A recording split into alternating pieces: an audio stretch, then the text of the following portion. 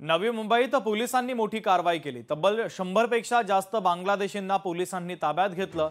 या कारवाईत 70 पेक्षा जास्त महिलांचा मोठा समावेश आहे।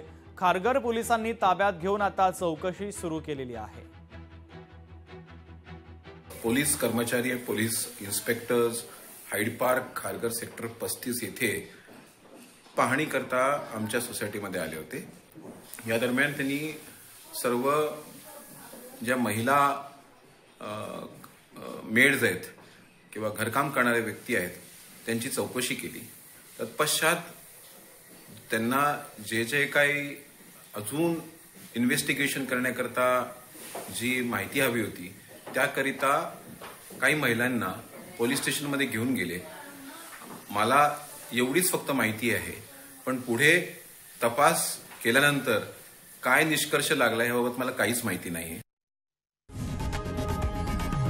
लोकशाही मराठी ऐका, पहा, जागरूक रहा।